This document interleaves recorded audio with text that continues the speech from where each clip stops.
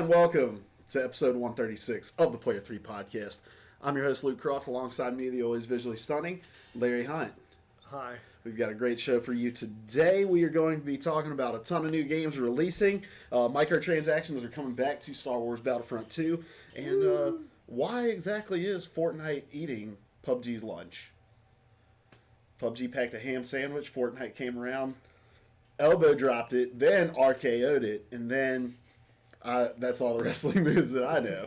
But we'll be talking about that here in just a bit. But before we get started with that, Larry, my friend. What? How are you doing? I am tired. One of my least favorite work-related activities is having meetings, and today was one of those days that was just meetings and meetings and meetings. They're all important. We got lots of great stuff done. I still want to die in a fire. So you're working on Mondays now, which is a change of pace. I'm experimenting with it. So you're taking Friday off this week, correct? Yes. All right. This week I didn't have a choice. I was working Monday whether I wanted to or not. Yeah. Next week I'll go back to not working Monday because I have a weird schedule because of Easter. Yeah, that's the weird thing about ministry is every week's a little different, and you're getting pulled in a million different directions all the time. So, anyway. We are the Player 3 Podcast. We get together every Monday over here on twitch.tv/Player3Podcast and talk about video games, the wonderful, wacky, wild world of video games. And then we push it out to you on iTunes, Podbean, Stitcher, youtube.com/Player3Podcast. Subscribe, leave a review in all of those places if you so prefer.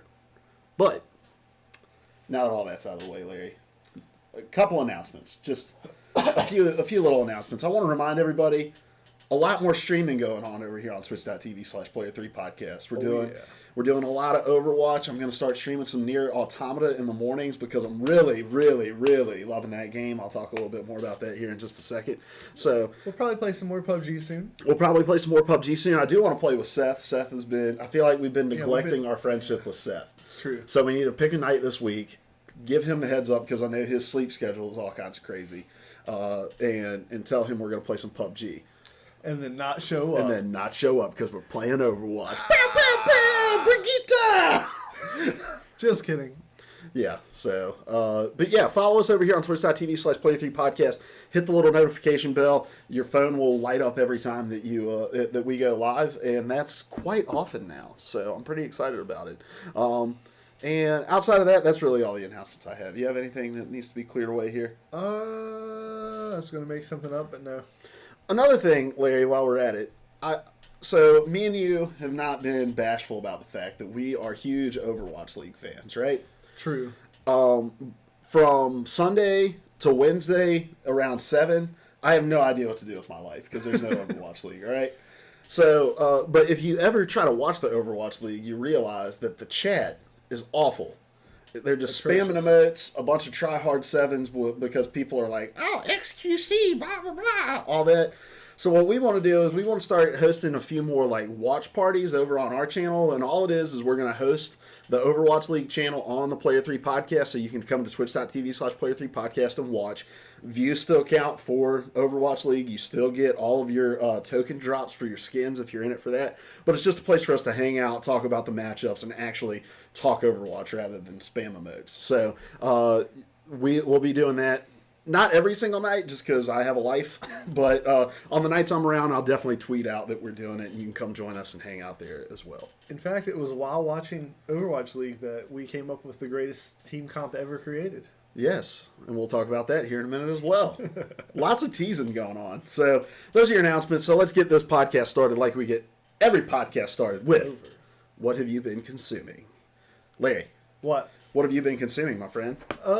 My wife and I have been just forcing our way through all the Marvel stuff so that we can watch season 2 of Jessica Jones. We're finally in Defenders, and from there we're not going to watch Punisher because I don't care. I know that's really weird, but I just... Have you watched Punisher before? I need to turn this heater off. No. Oh. No, that's the only one I haven't watched. I don't like the Punisher as a character. He's just too... he's not relatable to me. He's too far off the reservation as far as I'm concerned. So, it just doesn't appeal to me. So, is he... I don't know a lot about comic books. He's basically a bad guy, right? I feel like he is, but he's presented as an anti-hero, but I think he's just too far over the line to even be that. Like, his solution to crime is kill everybody. Amen, brother. It's the Donald Trump solution to drug dealers, which isn't a joke. That's true. That's more sad for America than anything. But I don't know. I like his name's John Bernthal, right? Yeah, I do like him. I like him, and so that's always been the thing. That's like I should give this a chance. But have you watched the new Jessica Jones, or is that what you're leading up to? I'm waiting on my wife. She got really into Jessica Jones, and Jessica Jones is actually my favorite of all the ones. Oh yeah, I love Jessica Jones. I didn't know that about you. Yeah. Well, I'm a huge David Tennant fan. David Tennant, as Ben would say, and I think he plays the villain so well. Yes. If you just saw David Tennant, like out in public, he looks kind of creepy. That's true. He's like tall and gangly and has like a really sharp features in his face. He looks like a villain. Yeah. Everyone loves him because he played the Doctor, and he did a really great job playing the Doctor. But there's a new movie coming out called I'm going to look it up. It's something Samaritan, where he plays a villain in it who like kidnaps some chick and valets at this place, found her in the trunk, and then when they come investigate, like they can't find the girl anywhere, and then David Tennant goes after these valets for trying to rat him out, and it's like he just fits so perfectly. And him as Kilgrave in season 1, definitely the most compelling villain in any of the Marvel stuff that I've watched. I almost said Overwatch stuff I've watched. It's on the brain, man. I got it on the brain. Me and my Torbjorn main, just running out there. But Kilgrave definitely, in my opinion, the best villain. And Jessica Jones, it was kind of shocking. Like right out of the gates, the first scene he's in, it's like, all right, let's clear this up right now. I'm not the Doctor anymore. Yeah. It's horrific. Which makes me worry for season 2, because to me it wasn't Jessica Jones what's her Christine Ritter? Christine? I knew it till you asked. It's something Ritter. Yeah. Anyway, she doesn't carry season 1 to me. See, I really enjoyed her. I'm not saying she did a bad job by any means. Okay. I'm just saying the reason I was compelled to continue watching was because of Kilgrave, and I worry that my interest will fall off without him. So I'm interested to see what you think. I think I'm more. I was more into the whole grappling with PTSD side of the story. Like I really liked Kilgrave, but for me that wasn't what carried it. So she's almost an anti-hero in a lot of ways. Yeah, she's more like I didn't want to be burdened with this, but I know I'm the only one capable of handling it. Yeah. But I'm also the lone wolf who doesn't want any help, kind of deal. She was interesting, but Kilgrave to me was more interesting. So I'm interested to see what happens with her friend, the blonde chick. I'm trying to remember. It's been I watched it when it first came out. So there's. Do you know anything about her? No. Okay, nothing. Okay, all right. What else have you been considering? Really, I think that's it. It's been a weird week for me. I watched Defenders and I played Overwatch. Yeah. That was my week. Well, and you finished rewatching Iron Fist. Iron Fist. Yeah, we did finish that. Now, you've got some dissenting opinions about Iron Fist compared to the popular belief. I really like it. I enjoyed it. I think we talked about this last week. Oh, did we? Yeah, but it's all right. It's short. I'll rehash it. I love Kung Fu movies. Kung Fu movies are notorious for being cheesy. I'm okay with how cheesy Iron Fist is. Yeah. Oh, yeah. We did have this conversation. I didn't go into it like expecting some super serious thing. And I think some of the criticisms about the choreography of the show, I just don't agree with the depth of. I think there are a few scenes where it's not great. And for sure, it doesn't live up to the choreography in Daredevil. But I know those dance numbers. Not New Kids on the Block. What was I thinking of? I don't know. What's the musical with the sharks and it takes place in the 50s? I don't know. Oh my gosh! I don't watch musicals. Go ahead. Anyway, the choreography. I think it's fun. And so I enjoyed it. I had fun with it, and I can't wait till I get to see more Iron Fist. There's all kinds of stuff I meant to look up during this entire conversation, and I'm not getting around. Oh yeah, last week we established that I enjoy things because I have no taste. Do you remember this? No, was I here for last week? I feel like this is all new to me. Let's see. What did I'm the same way, man. Like, this was a weird week for me. I didn't really listen to much. I didn't watch a whole lot that was different. Brooklyn Nine-Nine came back Sunday. I didn't know that. So there's a new episode on Hulu, and it's awesome, as always. Great show. So I watched that during my lunch break today. What else was Oh, there was a new episode of The Goldbergs, which is my trash TV that I love. But outside of that, man, I've been playing Nier Automata, and that game just gets better and better. The combat, the story.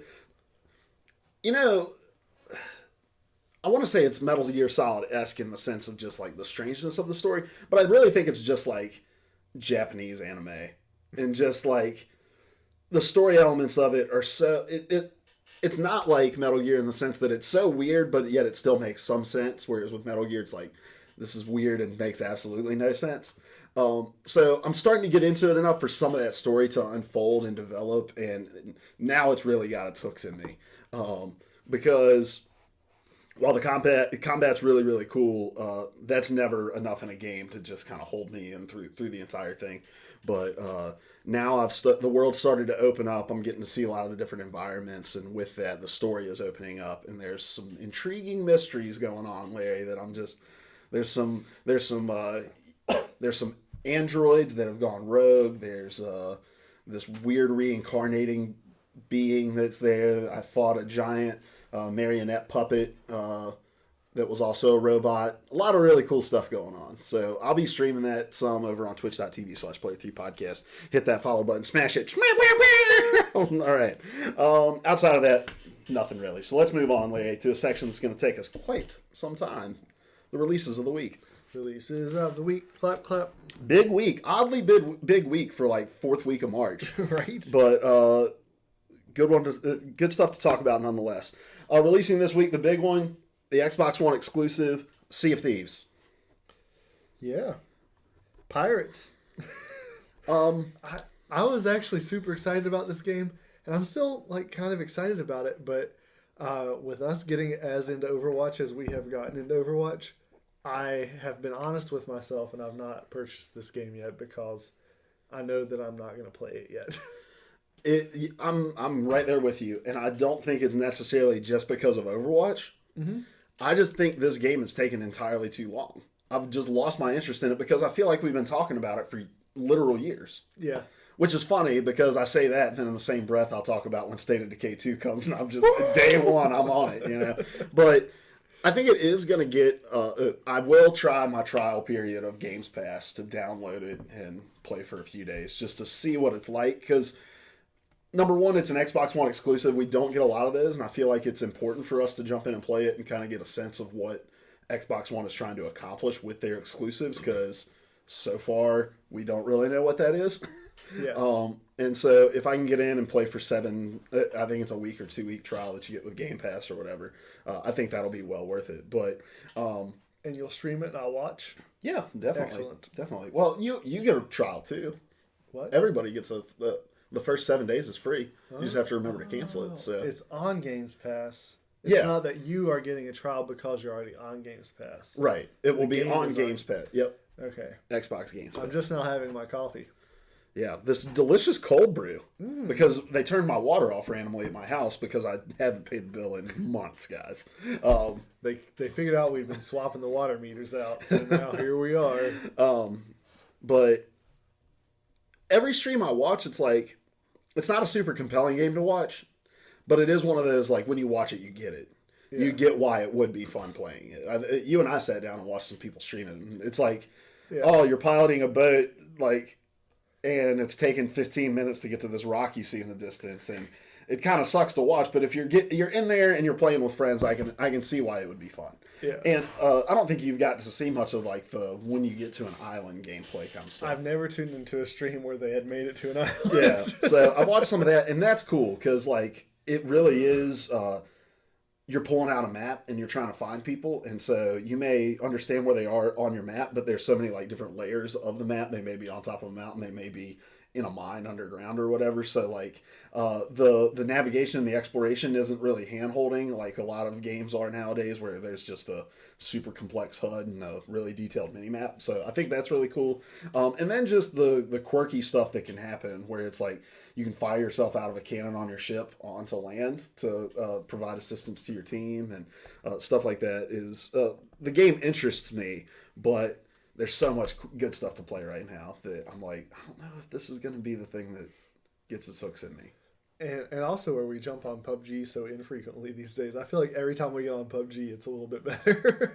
Yeah. So it's got its hooks in me too. Also releasing this week on both PS4 and Xbox One, Assassin's Creed Rogue. This was the one that came out at the same time as, I want to say, Unity? Correct me if I'm wrong. I'm pretty sure it was Unity. But that was exclusive to the PS3 and the Xbox 360. It is now coming over to the Xbox One, PS4. This is the game where you play the opposite side. You're not an assassin, you're a Templar. So you get that side of the story. So it's cool that they're taking care of that series, bringing it over. And with Assassin's Creed not being an annualized title anymore, I think this is a good stopgap to say, hey, it's going to probably be another year before you get another big new Assassin's Creed release. Those of you who didn't get to play Rogue because you came over to the Xbox One PS4 generation, we took a little time, did this for you. I think that's really cool. So, also releasing this week, this is a Friday release, Ni no Kuni 2, Revenant Kingdom on PS4. Heard a lot of great things about the original Ni no Kuni. I've never played it before. I'm not a huge JRPG fan. So, although if I play it's one of the JRPGs. I don't know what your relationship is with them at all. But I played Persona 4 Golden on my Vita and had a lot of fun with it because it was something that I could just jump in and out of, and it took a lot of time. Nier has a lot more I think a Western influence on it, but nonetheless, from a story arc perspective, it's very Japanese. And with Ni no Kuni, it's basically, I think it's got close to a 90 on Metacritic already right now, and it's maybe this is something that I can try out and maybe are you really into JRPGs at all? I can't think of a single one I've ever tried besides does Final Fantasy count? Yeah, but that was that was back on Super Nintendo days. If there was one on Super Nintendo, I was very young. Yeah. So also releasing this week, A Way Out, PS4 and Xbox One. This is the co-op game where you are escaping prison. Had the crazy dude at the Game Awards that talked about it, but I think this game can be good. It's one of the EA originals that they poured a lot of money into to bring over, and I don't know what your opinion. EA originals are kind of hit or miss. Unravel was okay. I'm trying to think of what the other one was. The other big one. It's slipping my mind right now. But A Way Out looks great. And the required co-op play I think is really cool. You buy a copy of it and you can play with somebody who doesn't own a copy of it. I think that's really awesome as well. That is cool. And all the previews I'm reading are that this game is good. It's a solid co-op game. But then I'm do I really want to support this dude that just went crazy on stage? And the answer is probably yeah. But see, I hope they come out with some DLC and I can get Prison Mike from The Office as a playable character. The Dementors. The worst part. It changes the game. You have Dementors to worry about instead of guards. Attack on Titan 2 is coming out for PS4, Xbox One, Switch. From everything that I remember, the original Attack on Titan game was not that good, so maybe they've improved. Who knows? You don't watch anime in any No, capacity. I've never been an anime fan. You should make yourself watch watch Attack It's on Titan. giant naked people, right? Sort of, but that's not the premise. It's already enough.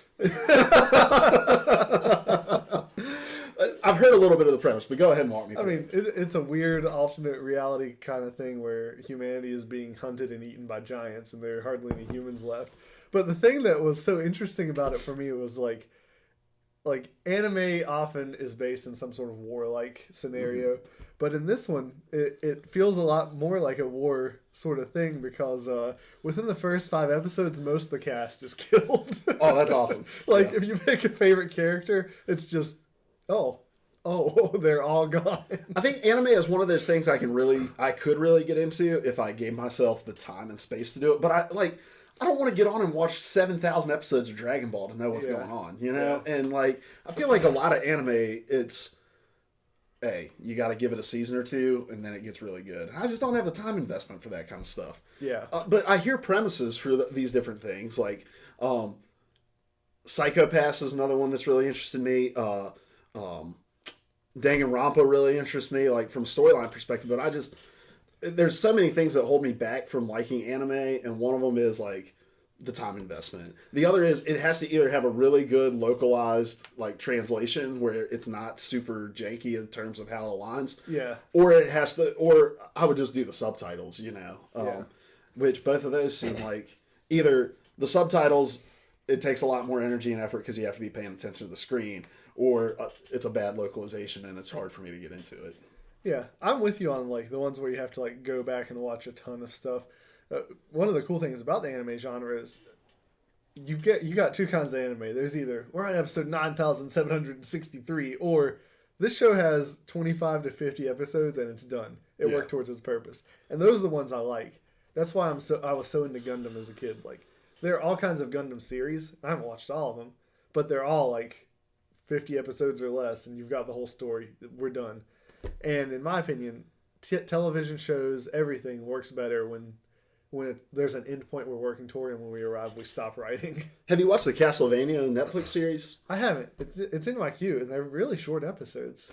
And I think it's only like 8 or 10 episodes too. So, but I've heard mixed things about it. But even something like that, I feel like that would be a good entry point for me because it's not a ton of investment.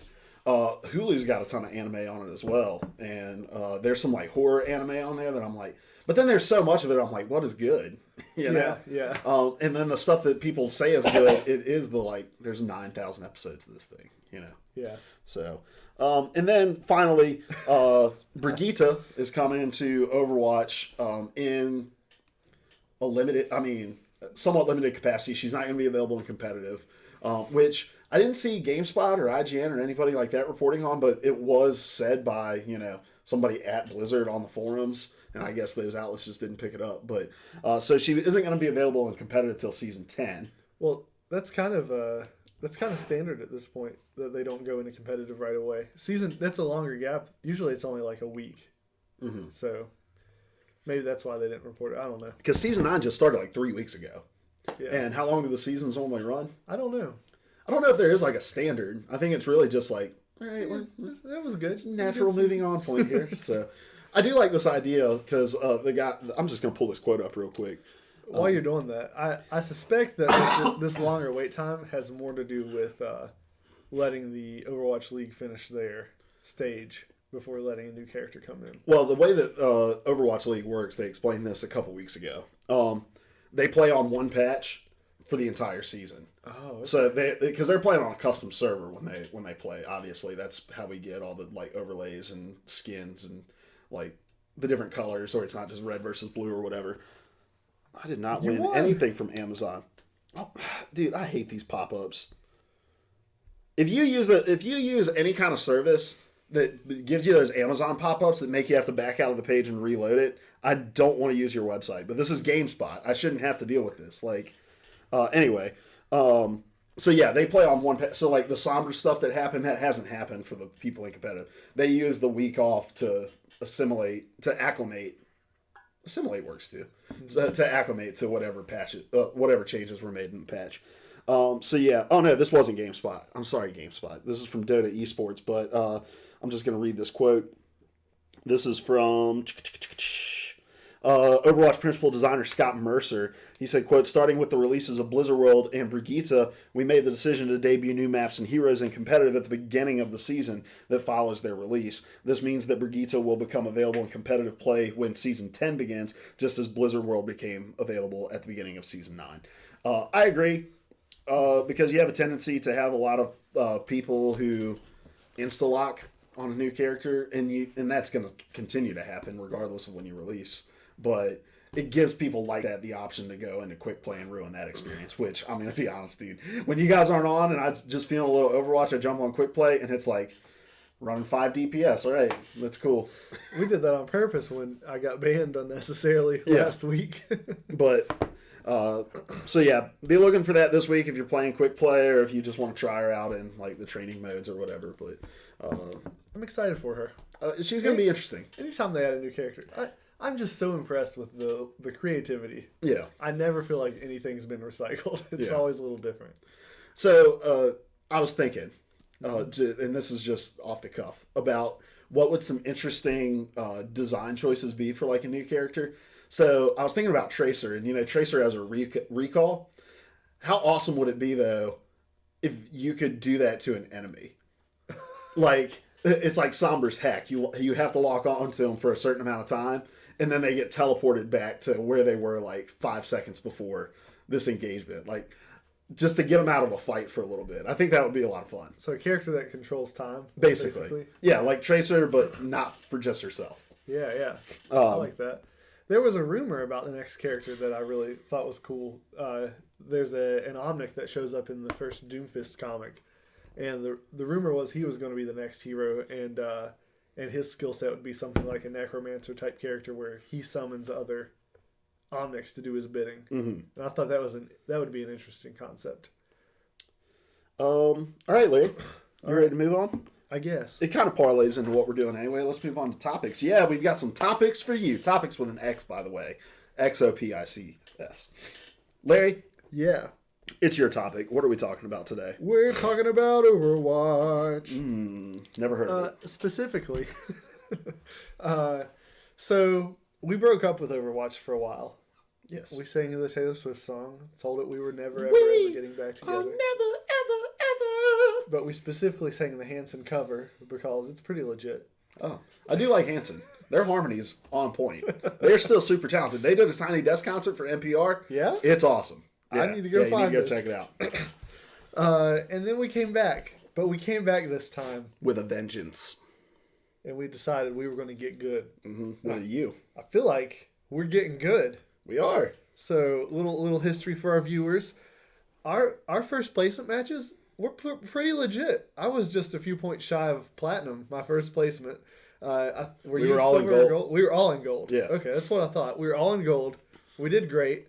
And our early competitive play was, like, I don't think we might have dropped down to silver, but mostly we stayed in the gold. Yeah, we stayed in gold pretty much, yeah. Then we had a lot of several friends join late in the game, and they were learning, and I was unwilling to stop playing competitive to let them learn, and so I forced them to come in and drag my rank down. And right after that happened, they made the new competitive rules where your new competitive rank is based off of your old competitive rank, and we became trapped. It was just the perfect timing to trap us down in the bronze and silver level. And so we've been trapped in yellow hell for a very long time. Yep. And they also introduced the inactivity rules. So if you took X amount of time off, you would start losing rank. And My wife had a baby, took time off, Yeah. and she suffered severely. So it was a perfect storm. Yeah. And that's not to say, I mean, we're not like amazing players by any means, but it is one of those like, now that we're trying, it's proving that maybe we're better than what our ranking shows. Yeah. Well, it also was exacerbated by we had some conflict. Yeah. We didn't get along sometimes. We got tilted really There was easily. some one tricking by me. Well, not just you. Most of our team one tricked. So- So when everyone's unwilling to flex, you were going to get rolled in Overwatch. That's how it works. Yeah. And so this time we decided we're going to do whatever it took to get good. And let's talk about why real quick. Because I think, because we've talked about it a little bit on the podcast, but All right. to me, it was watching the Overwatch League. Yeah. It wasn't just something fun. It was like, when this game is played with strategy, it can be, this sounds so weird, but they call soccer the beautiful game, right? And you just threw up coffee everywhere. Yeah. They call soccer the beautiful game, and that is because when it is played well, it is very beautiful. Overwatch is the same in a lot of regards. Like, when a team executes a perfect dive play and wipes a team because they knew who to focus, it is a pretty thing. And watching these professional teams made it look like they did what any good professional athlete does, and that's they make it look easy, right? And so watching that, I was like, there's only a few things missing from how we play and how these guys play. Not that we're ever going to play on their level, but the reason that they are good is because they are mindful of their composition. Wait. Oh, gosh. You're getting ahead of the question. What? No. I'm saying this is why. Oh, okay. This is what got... As I was watching, I came to this conclusion. There are two things that separate them from how we play. And that is that they are mindful of their composition and that they communicate really well. Okay. And those were things that we didn't do. And I was like, well, if we focus on those things, maybe we can get good at this. I'm going to jump back in. So we jumped back in, and we Ben and I were decided to get good. thrilled because Ben and I were there. Right. And you just joked us about it. Yes. And everyone else just didn't listen. Right. I did like I always do. If it's something that I'm not interested in, but you are, I'm gonna bully you.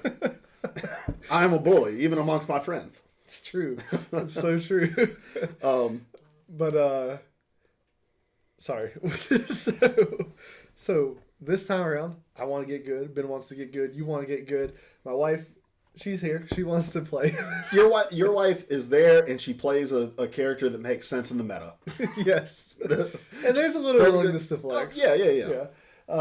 And she listens. And Andrew wants to get good. And Andrew wants to get good. So everyone wants to get good, and we've been trying to get good. And I think all in all, I've risen about 200 SR since we started the season. Maybe 150. We took a dip and then moved our way back up, but all in all, well, I do a lot of solo queue. That's kind of holding me back, so I need to stop doing that. you really should. So for our viewers, if you want to get good at Seth is texting me during the podcast Just you? to ask if you got his message. Oh yeah, let me text him while you're talking. So viewers, if you want to get good at Overwatch, let's just share with the viewers what changes have we made to get good, and you've kind of already spoken to some of it. Oh yeah, but we can definitely jump into a little detail here. Sorry, man. I'm just gonna answer Seth real quick. Okay.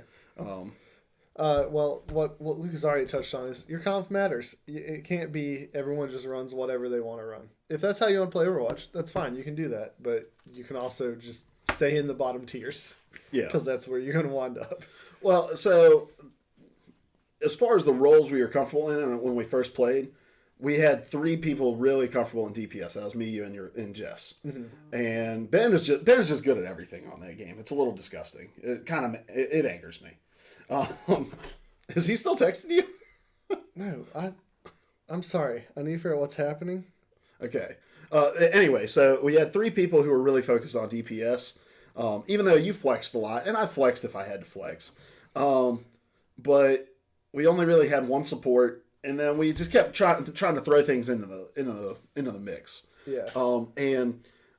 Like Andrew got burnt out playing tank, and he wanted to try other things. And there are characters that you feel like you're doing good with, when in reality you're not really contributing a whole lot to the team. And I think we got caught up in that. I definitely did with Pharah, because you can rack up stats with Pharah, and you got to stop thinking about the game like that. You got to stop thinking about the game in terms of statistics and medals. Like, those things will come as you play. One of my favorite channels to watch is Your Overwatch, to learn more about the game.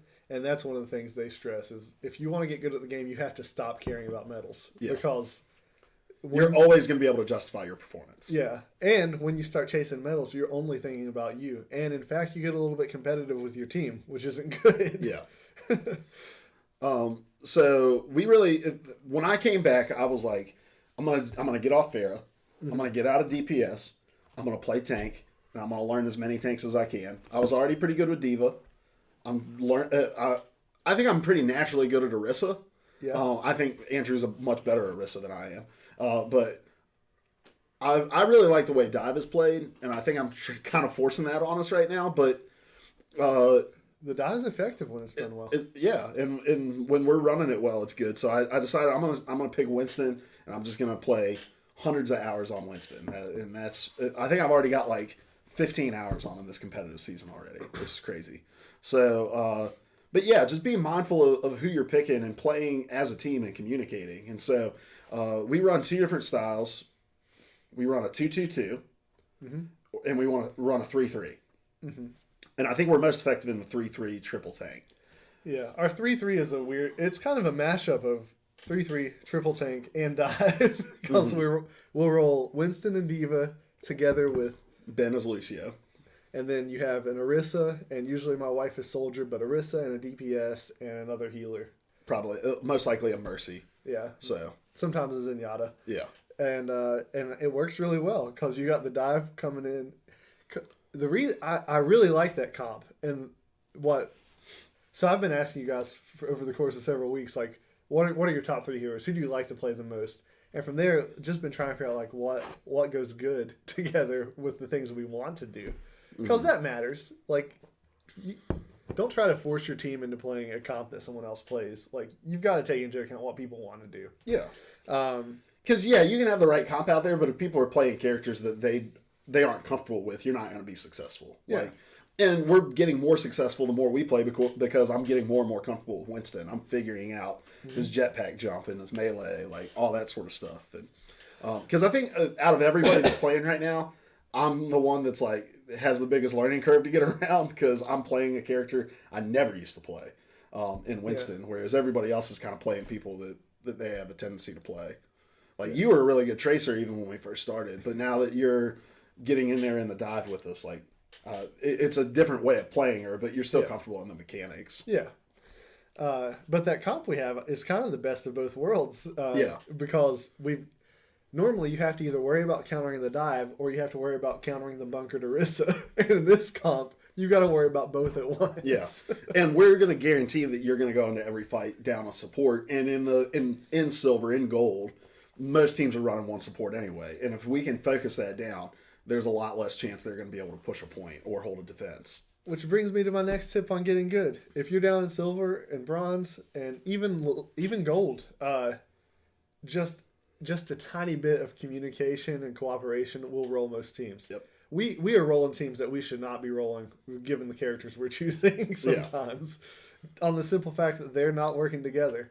All it takes is a little bit of working together. And to simplify that, there's got to be someone calling shots and there's got to be a willingness to listen. Yep. So, yeah, I don't know. No, I think that's definitely good. And thinking of your team comp in terms of like duos, I think is really important too. And I think you and I do this really well. Andrew and I are learning more and more how to do it well. But like Winston and Diva work very well together because Winston doesn't have a ton of HP in comparison to a lot of tanks, and Diva's Matrix can help out when the bubble shield goes down and stuff like that. And so just my biggest advice, and the thing that I feel like I've gotten better even just in the last month where we've gotten, is just making myself aware of the different strategies that exist and watching those your Overwatch videos and the strategy stuff and just becoming more conscious. And I think there's a definite correlation in the amount that we talk to the amount of success that we find. Yeah. So just getting in there and saying, hey, just continually repeating the name of who to focus fire. Mercy, mercy, mercy. Monkey, monkey, monkey. You know, when you listen to the Overwatch League comps, that's all it is. It's not, they're not talking complex strategies. They're not play calling. They're shot calling. They're focus firing. Yeah. And the ability to respectfully give each other suggestions and receive suggestions, I think matters. If your teammate's like, hey man, like you could probably do a little better if you did this, and you can take that without flipping out, that's important. Because it's never an indictment on how you're on your play, but there's just things that make more sense in the team sense. And I don't think some of us were more aware of that than others in the beginning. I definitely wasn't, because I was like, I'm going to play fair every time. But also on the flip side, when you go to offer feedback, don't be a jerk. Yeah. Dude, you suck. What were you thinking? Yeah. All right, you just tilted your whole team, and now you're going to lose the rest of the night. Yeah, I think Overwatch has a tendency to... I mean, we talk about the toxicity in gaming a lot, and I think Overwatch, there's a lot of just like natural factors in it that even among people who are friends like us can like lead to some toxicity. And if you're just aware that potential's there, it's a lot easier to avoid. But just humble yourself to realize you're not as good as you think you are, and that maybe you're not stuck as deep into ELO hell as you think you are. Maybe you're better than your rank, but you're probably not two levels above. You know, like. So just humble yourself, communicate, and be willing to play as a team. And I mean, there are nights where we still struggle, but I think we recognize we're learning, and I think we do recognize we're getting better. So, and two last things that I would throw in there. Do you have any more? No, go ahead. The two last things I would throw in is when you do get tilted, like when you're frustrated, just stop playing. Once you begin that nosedive and you are in the negative emotional space, you will continue the nosedive until you and your team are out of the negative emotional space. So sometimes you need to just quit. Get off, go kill some people in PUBG, Or play arcade mode. Yeah.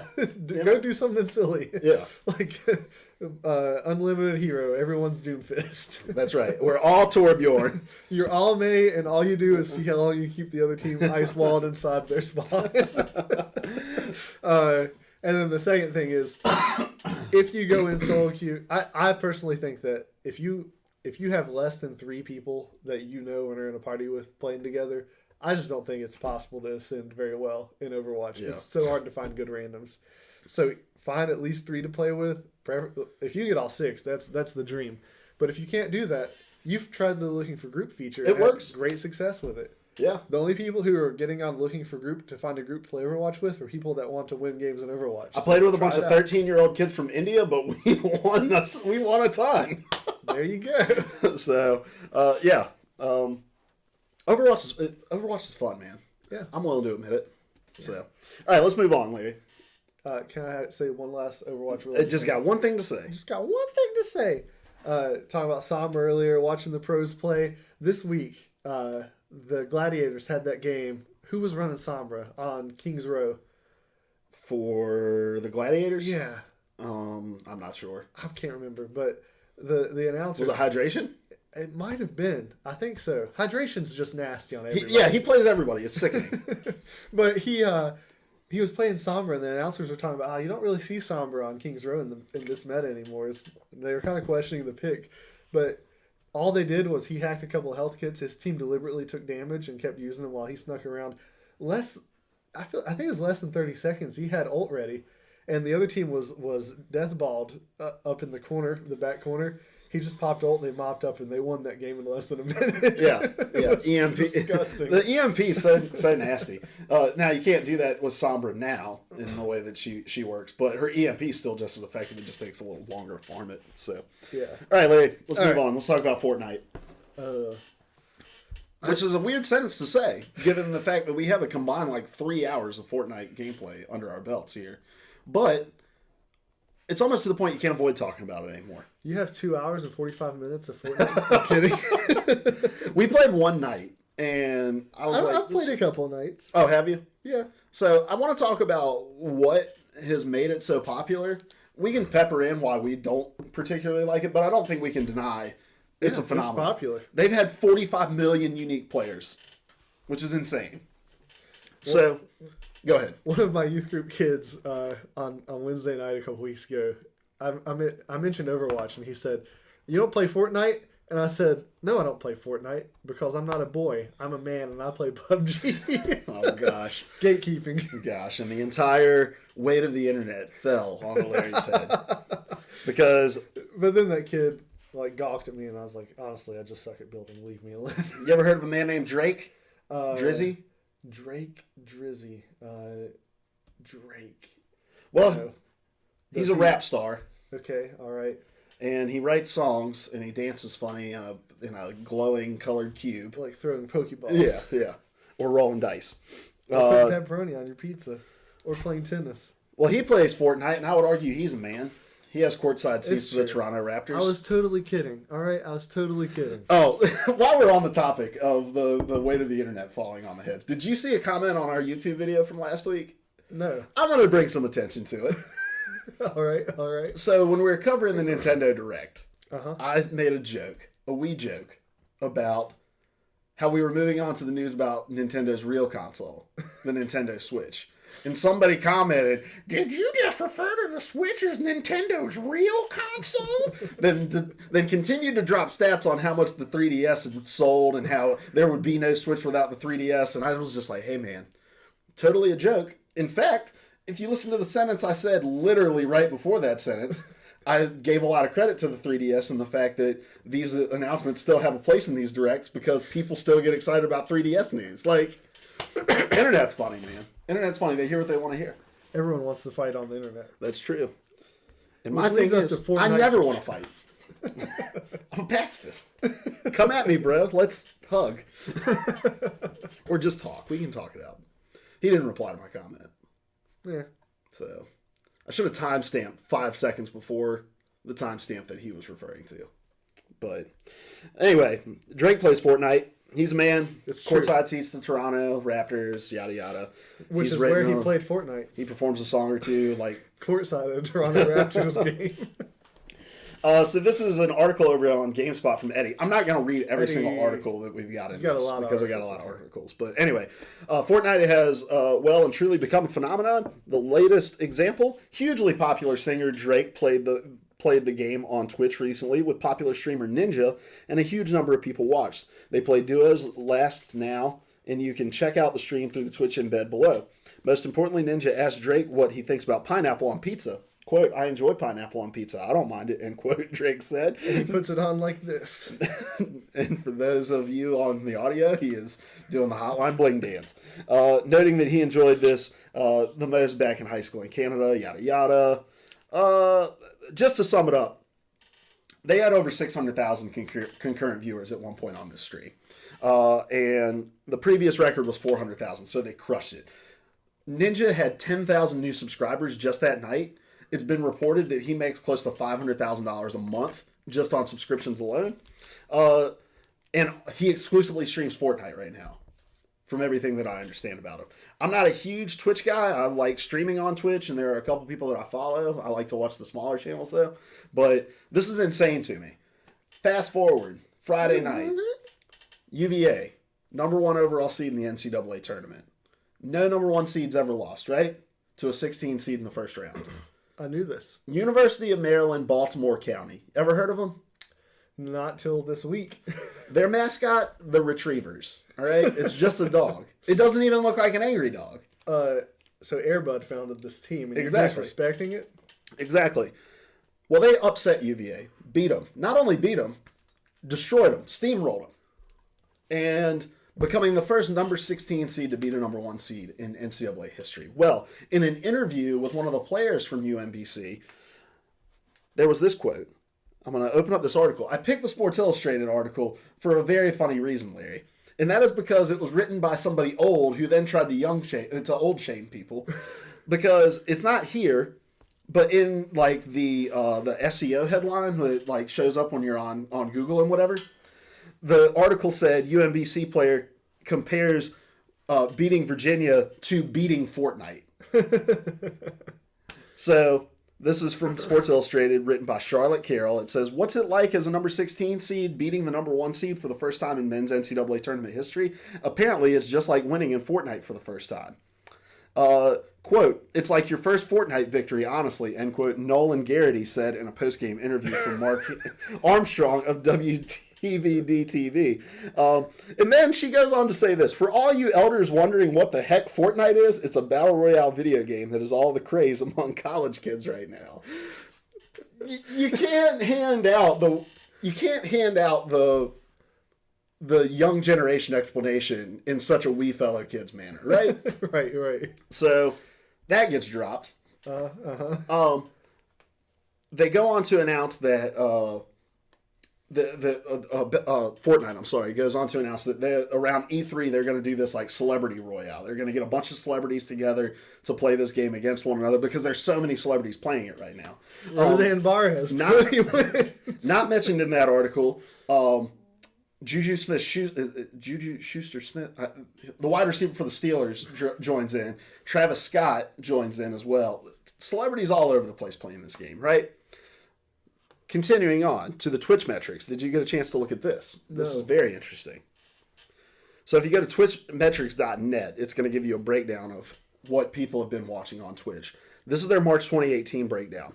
If you go to the most watched, and I'm sorry I can't pull this up on stream. I still can't figure out why it's not letting me screen cap on here. So in March, Fortnite has been averaging 157,000, almost 158,000 viewers. Go down to PUBG, well, that's number 3, averaging less than 60,000 viewers. Fastest growing. Fortnite has over 300 average live channels compared to PUBG's 112. Go over here to highest peak viewership. Fortnite had almost 632,000 concurrent viewers, which was probably that night. And then you have to scroll all the way down to number 6 to PUBG, who peaked at 120,000.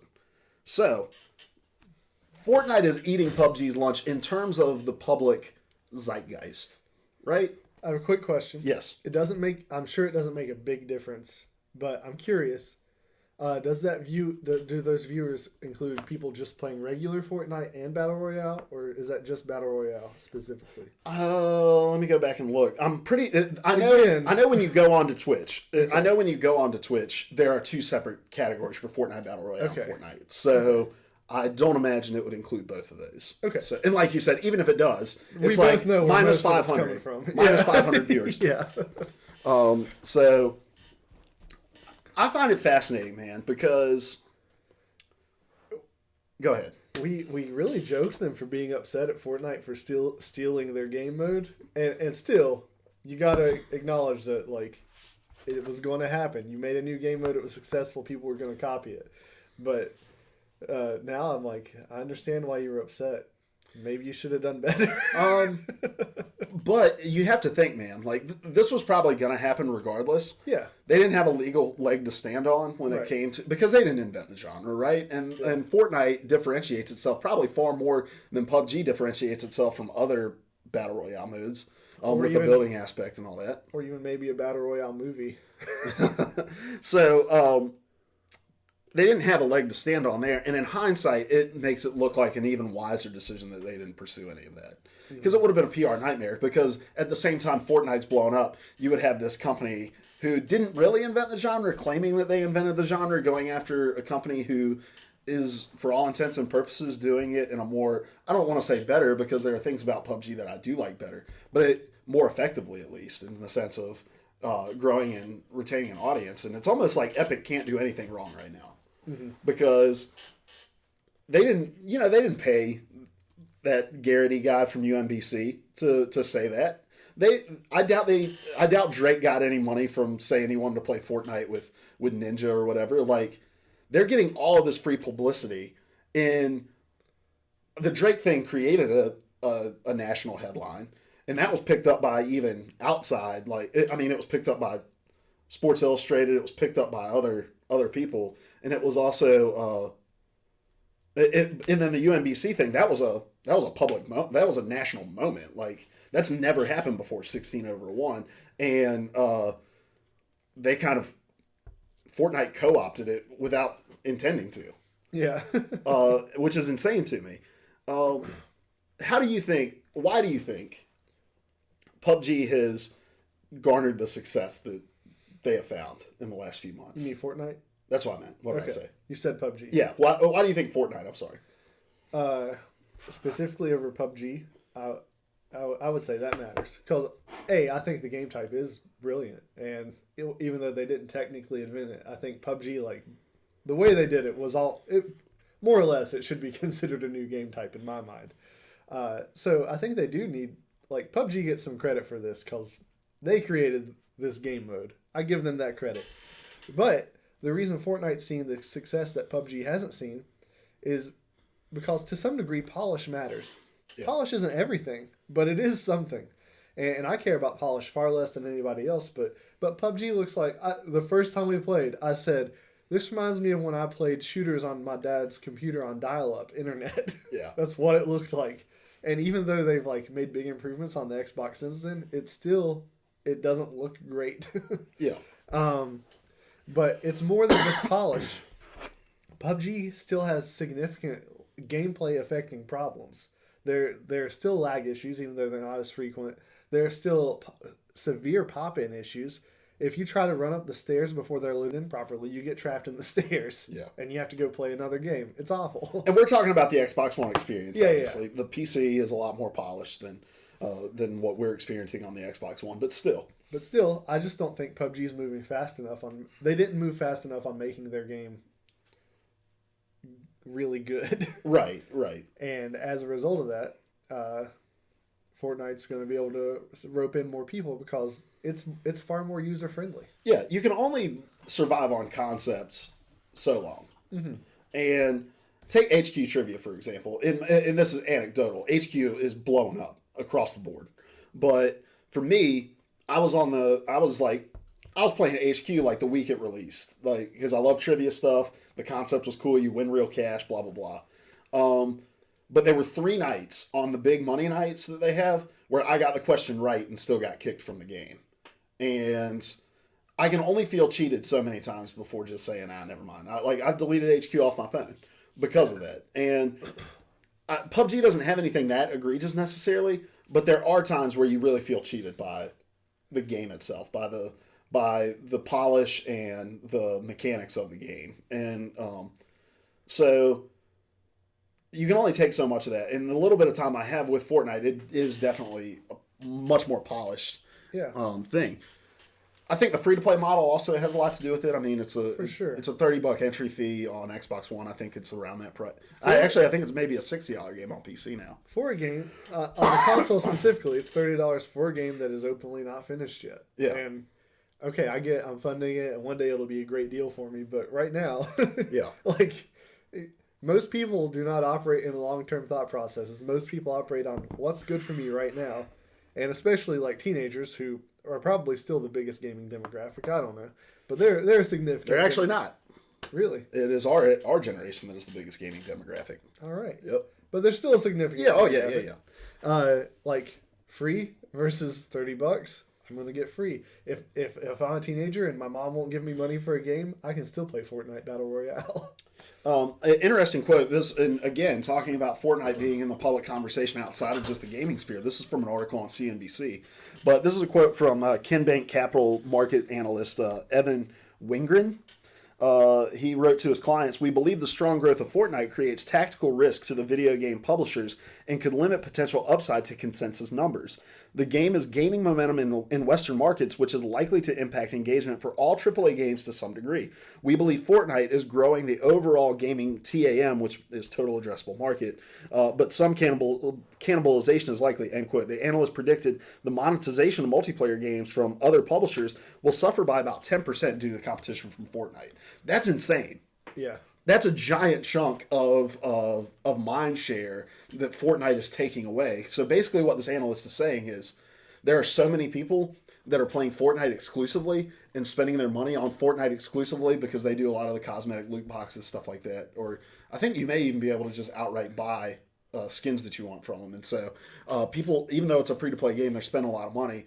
This analyst is saying that so much mind share is being taken up by Fortnite that games like Call of Duty, games like Battlefield, all these AAA games that we're going to see coming up later in the year are going to have to adjust their predictions because of Fortnite. And that's crazy, right? Yeah. That's crazy for a game that, like, it released their co-op survival game mode. It was kind of released into obscurity. I watched the streams of it. It looked kind of interesting. They released this Battle Royale mode. Overnight, seemingly, it blows up. Yeah. I don't think I've ever seen anything like it in games. Can you think of another example? Other than like a kitschy like Flappy Birds or something like that, Yeah. But those don't have staying power. It's been a couple months now for Fortnite. The closest that I can think of would be Overwatch's release, but even that is a much smaller version of what it was. No one really expected any kind of MOBA-esque game to do as well as it did for as long as it did. But that even pales in comparison to what's happening with Fortnite. Well, and even with Overwatch, despite the fact that it blew up on consoles, and I think that was a little unexpected, it was being made by a company who makes games like that and being made for the intention of this is going to be a slow burn for us. We understand that we're going to have a long tail on this and we're going to try to collect players along the way. Mm-hmm. Whereas I would love to be able to sit down with anyone from Epic and say, what were your expectations when you released this Battle Royale? And how many times over those expectations have you reached? Because you have to imagine they weren't expecting 45 million unique players. Mm-hmm. They were expecting, I think, this may be unfair, but the move when it was first announced seemed like one of those, well, the Battle Royale thing's hot, strike while the iron's hot, get in, get out, quick money grab. When in reality, that iron is continuing to be hot. They can strike it as many times as they want. Like, you have to think that they struck oil where they were just jamming their spade in the ground, not expecting it. The Beverly Hillbilly style, Yeah. to the point where it killed one of their other games. They shut down Paragon because they're like, we got to dedicate all of our resources to this thing. We can't keep up. Away from it. Yeah. Another thing that gave them the advantage over PUBG is there are things PUBG offers that Fortnite doesn't. Their map is significantly bigger. They've got vehicles. I feel like their map's bigger. I might be wrong on that. I think it is. They've got the vehicles going for them, but Fortnite has, as far as the cosmetic stuff, you can buy the cosmetic stuff, and it's stuff you actually care about. In PUBG, I'm like, I just hope I get something that sucks a little bit less than what I have now. Yeah. But also the building side of it. For me, that is actually what I hate about Fortnite. I can't stand the building aspect of Fortnite. I hate it. But for a lot of people, like, that's a really cool thing, and they love it. And I guess it's, people love that aspect of Minecraft. What can I make? What can I build?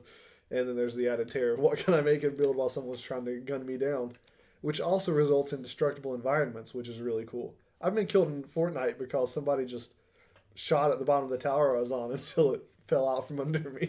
And there's a lot of cool... It's a very clippable game. Yeah. Like, it's easy to get a cool clip to put on your Twitter or on YouTube or whatever and say, hey, come watch this. And, like, I think what even though I don't play Fortnite, some of my favorite videos to watch, not the quick building. A lot of people are impressed by the quick building. I don't like that.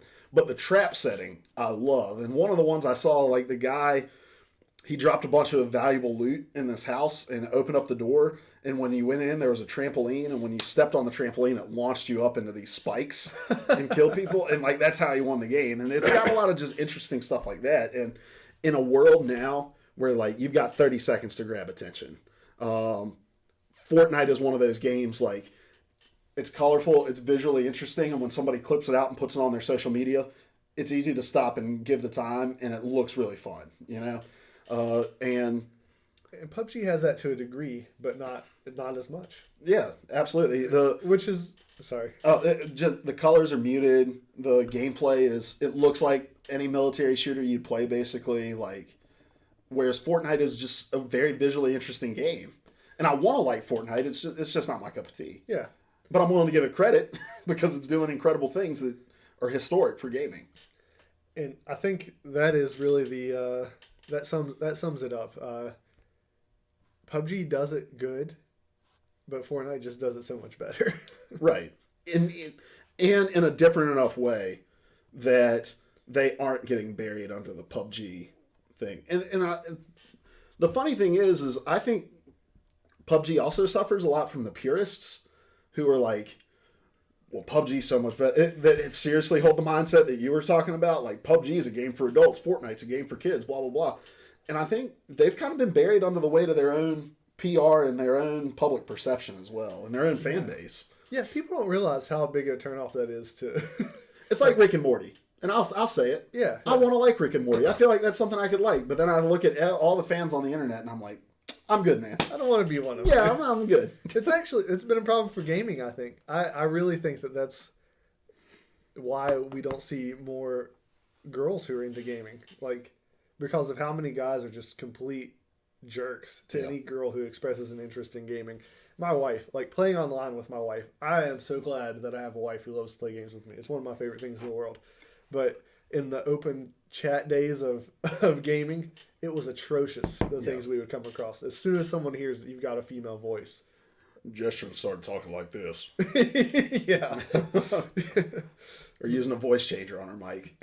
You remember that voice scrambler Xbox used to have? It made you you couldn't even I don't. You could, like, scramble your voice as, like, a security thing. But it made you like, you couldn't understand somebody. It was hilarious. But no, I agree. And it's not just gaming that has those things. I think, like, the whole Marvel DC thing turns a lot of people off from wanting to jump into either side of it. Like, I think anything that draws a lot of passion from fans, sports is the same way. Like, I try to be even keeled, and I try to give credit where credit's due, even on things I'm not interested in. It's the only way a show like this can work. Like, but at the end of the day, like, just let people like what they like and be okay with it. Learn to be passionate and excited without crapping on somebody else's stuff they're passionate and excited about. So, because there's probably somebody who's crapping on you for being excited about what you're excited about. And you deserve it. That's right. If it's something I don't like. Of course. All right, let's move on, Larry, to the news. With the podcast, guys. Not a lot this week, Larry. That's good, because we're an hour and 4 minutes in. Sparse this week. Xbox has announced their E3. Oh, we have water again. Great. Microsoft has announced their E3 press conference plans. This is from Chris Pereira over at GameSpot. It says Microsoft has officially confirmed its plans for E3 2018.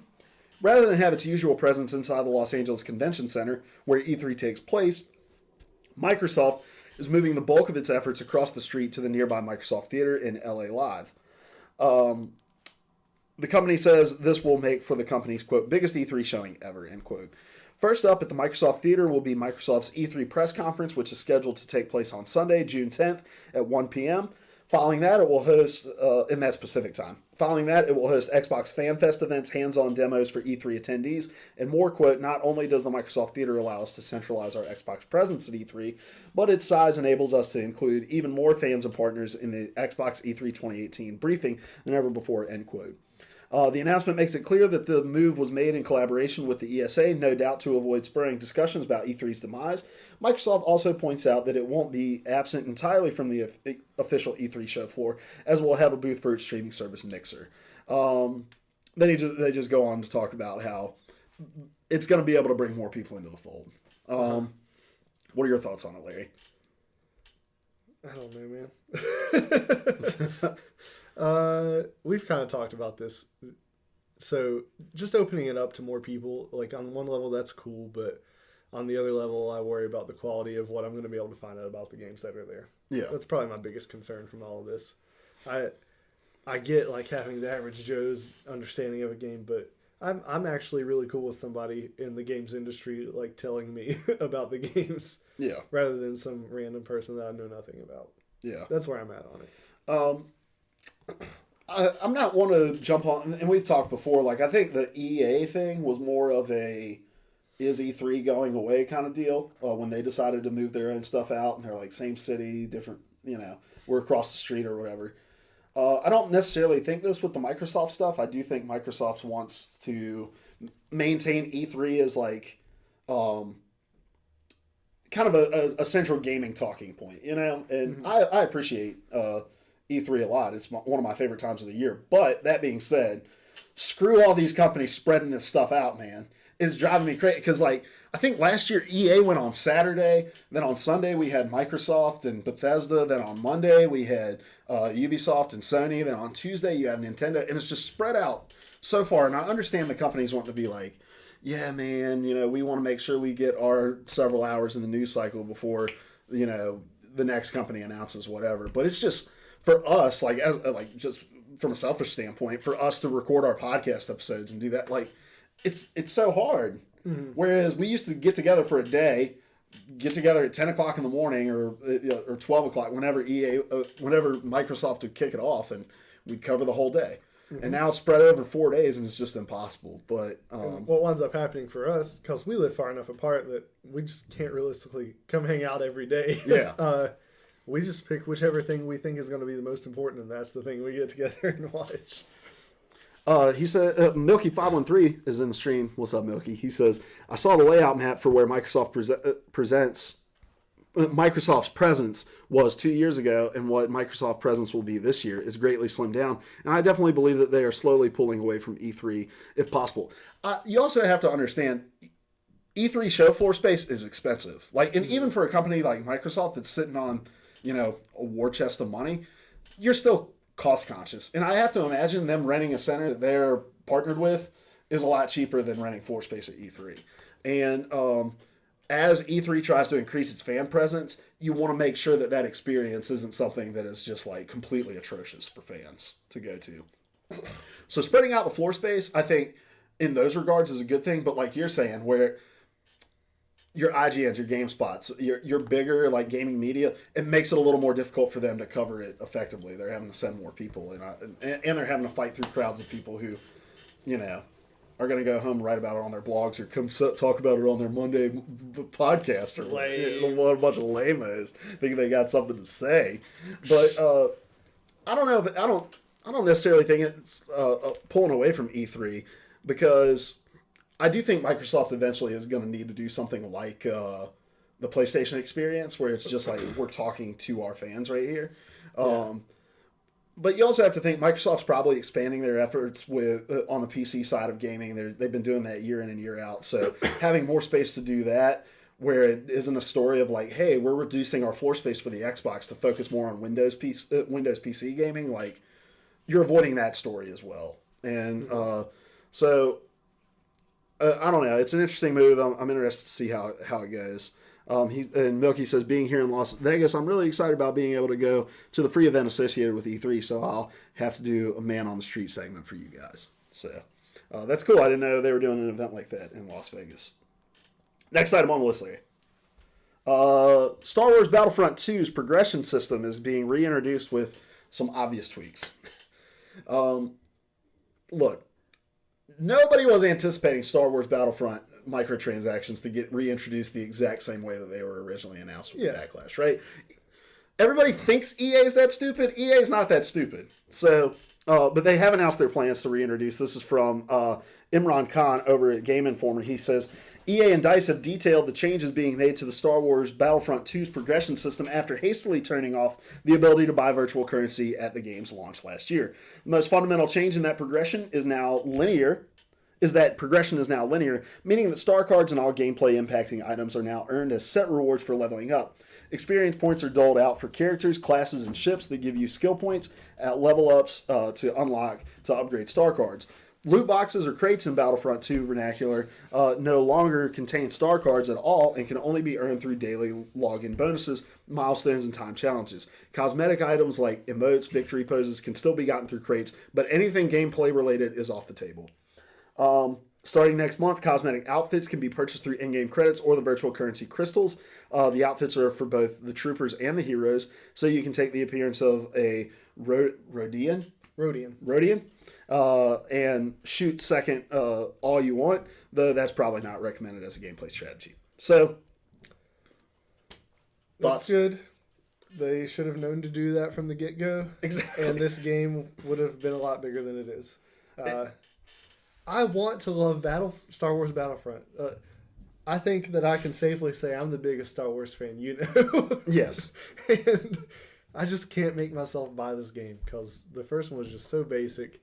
I was on the fence about even buying the second one, regardless of, like, I was looking to see if it was going to have better gameplay. But when they launched with what they did, it just killed any chance that I was ever going to buy it. And I imagine that is true for a lot of people. Yeah. I don't want to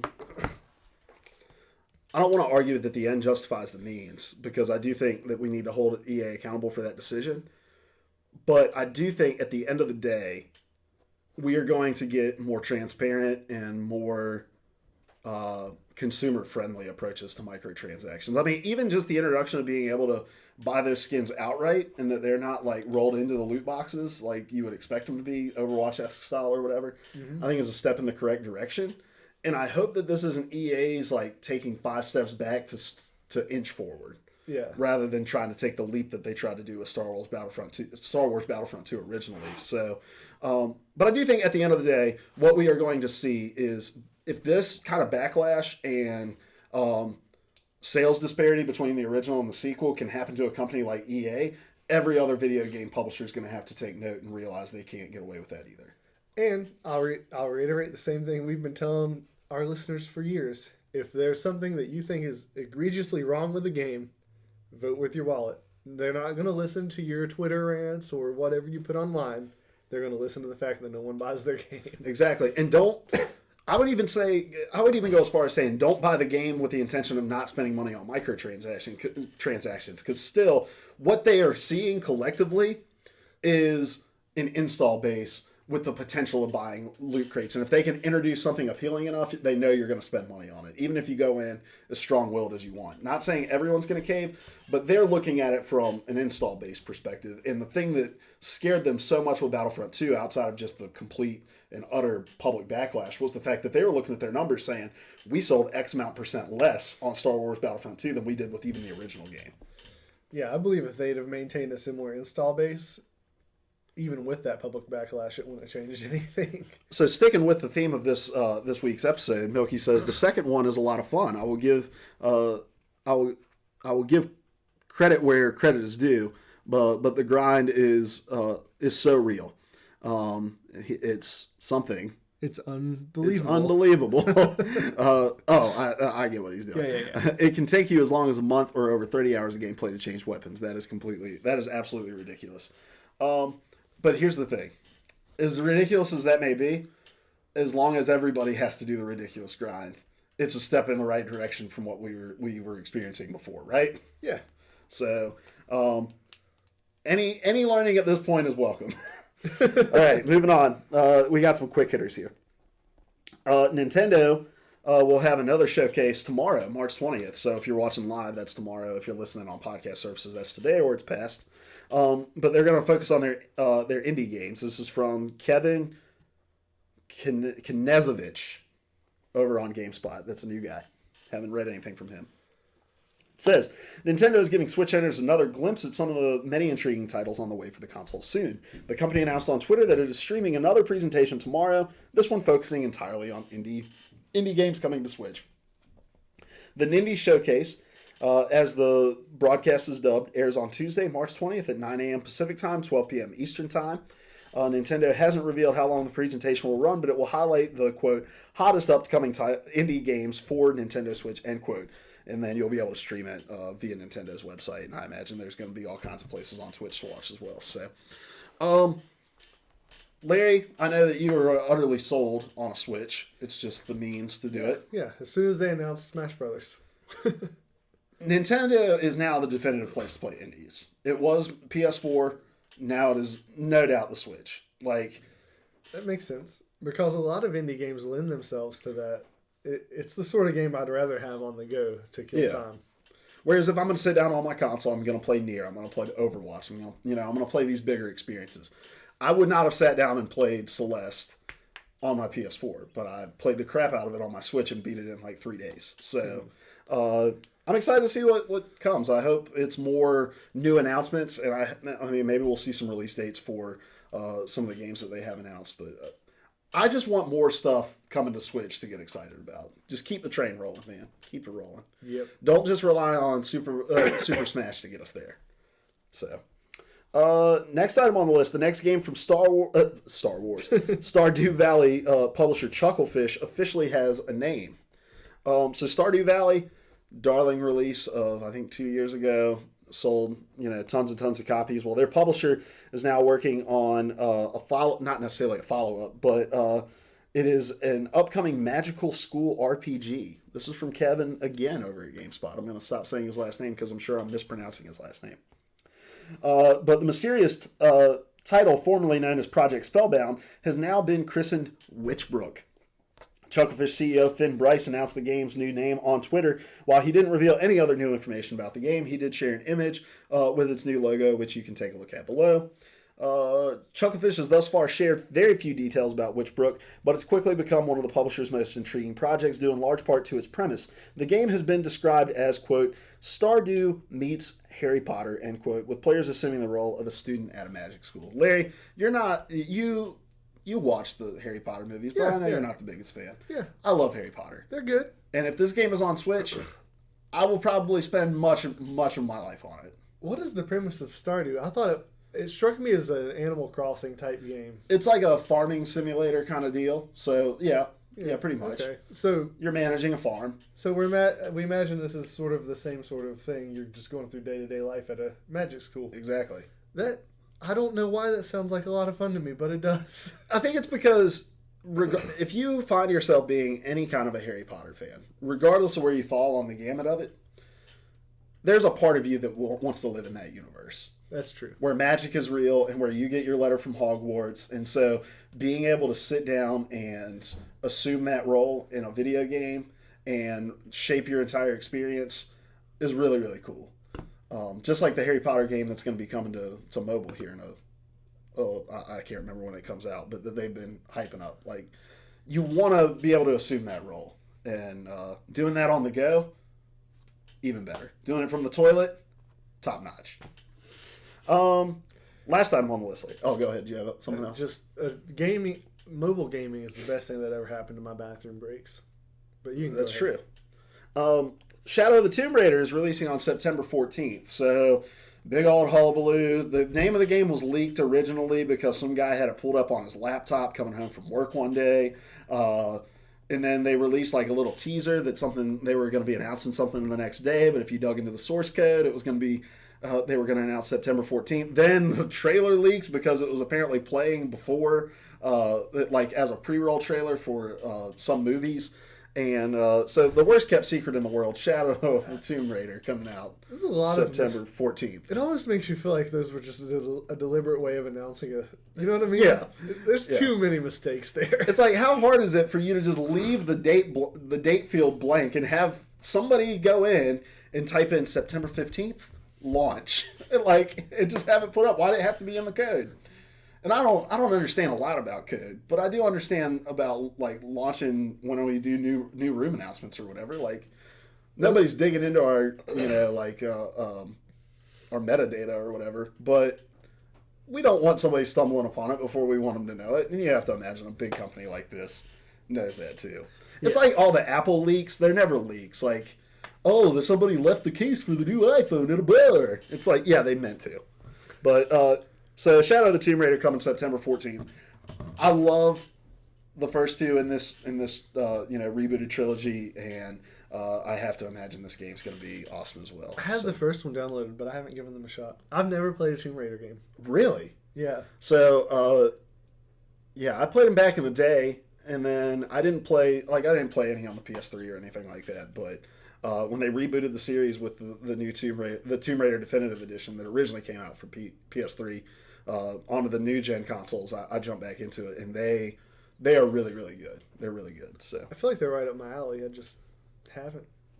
All right, Larry, that's going to do it for the news with the podcast, guys. Let's move on to everybody's favorite segment. Wait. Milky says, quote of the week: mobile gaming is the best thing that has ever happened to my bathroom breaks. Larry Hunt Zombies. He also says, I just watched the movie, the Lara Croft movie. It was okay. It was nothing to write home about, but it was not horrible. Which is probably a 10 out of 10 as far as video game movies. I was literally going to say that. So, all right, what's everybody's favorite segment of the week? The random question of the week for the month for this week. Larry. What? It is your random question of the week. Lay it on me, brother. All right, so Star Wars The Last Jedi released digitally last week, and I think I've heard of it. It launches on Blu-ray, and even if you have Blu-ray, you have the option. It comes with a digital download, and if you download it through the Movies Anywhere app, which is great because then you can watch Star Wars anywhere. If you it's a little misleading because it's anywhere that you have like a mobile device with an internet data, connection. Yeah. But if you download it digitally, it also comes with a copy of the movie that has all of the sound removed except for the score because John Williams is the man. Mm-hmm. And I will at some point watch the movie with just the score. I love his music. It's fantastic. And this is the last one he's doing, right? I don't know. I hadn't heard that. I think this is the last one he's doing. Is he at least going to do 9? I don't know. What's his name again? John Williams. All right, yeah, you keep talking. Anyway, so the random question of the week is, in film, television, video games, what are some scores that have just, you really liked the music? You really enjoyed the sound? It was great. Not just the soundtrack, but the score. What movie was that? Were they watching Top Gun? Yeah. Yeah. On Tim and Eric's $1 billion movie. You want to watch it again? Hold on, I'm trying to find this news about John Williams. And all the latest news is about...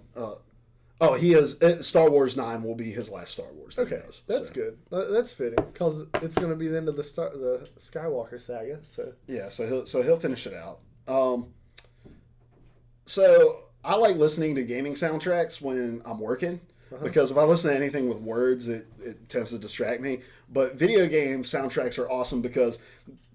they are written in such a way to keep you engaged and like keep you moving forward within the action. Whereas like a movie score, it's moving emotionally. There's some like downtime, and so I love. So there's a lot of different. There's a ton of different soundtracks that I like in gaming. I really appreciate the Undertale soundtrack. Mm-hmm. Its utilization of chiptune, but also it does have some like more scored stuff, like with strings and orchestral stuff is the word I'm looking for. And I think they do a good blend of that. I've never played Undertale, but it's one of those soundtracks that like I want to play this now. Yeah. Another game with a really beautiful soundtrack that I've never played that makes me want to play it is I Am Setsuna. I've never even heard of it. Which is a JRPG. I think I'm going to end up buying it on Switch because it's on sale right now for $20. It's one of those, like, I don't have to play the game to know what this game is about from listening to the soundtrack, like, because of the soundtrack. And it's super emotional, like, and I appreciate that. Like, when, and I would love to, I want to hear your thoughts after you do it with Star Wars. Like, how well does the music convey what's going on in the game at the time? Because I can listen to that I Am Setsuna soundtrack all the way through, and I can tell you the rhythm of the emotions in the game, and I think that's really awesome. So those are the first two that came to mind. I'm sure I have more, but I'm going to open up to you so that I can think of some more. Yeah. So obviously Halo is a big one for me. I just blanked on that guy's name.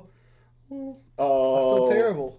Gosh, yeah, I didn't bother writing it down because I've always known it. Yeah, I listened to a really long interview with him one time, and now I can't remember because he was a guest on Unfiltered, Ryan McCaffrey's podcast, and it was Marty O'Donnell. Yes. Yeah. And so I would actually listen to I had a bunch of Halo soundtracks on CDs, and so on my way to soccer games as a teenager, I'd listen to some of the more like epic tracks get pumped up to utterly destroy my foes. I think the Legend of Zelda soundtracks are always really good. As far as, like, I think the music from Legend of Zelda games is just beautiful. Especially Ocarina of Time. I don't know. A lot of those, I haven't heard some of those songs. For me, a lot of this is like nostalgic stuff that sticks in my head. I still catch myself whistling Zelda songs. Jet Force Gemini for the N64. I think it had a great soundtrack that it didn't particularly stand out. Like, it's not John Williams quality material, but for what that game was, the music was really good. Went really well with the game and did a good job of conveying like the really eerie moments of the game. Yeah. Music, it's such an important thing in setting the mood, the tone. So, yeah. Those are what come to mind for me. You got any more? Yeah, definitely. Well, let me read Milky's here. He says, the Atomic Blonde soundtrack is absolutely exceptional. I'm a child from the late 80s, early 90s, so I really got a lot of the alternative stuff. And then he says, like the old Burnout games, like Burnout 3 and Burnout Revenge, and had great soundtracks, along with SSX Tricky had a great soundtrack, which leads me to some of mine. I'm with you on SSX Tricky. The Tony Hawk Pro Skater games, especially like Thug 2.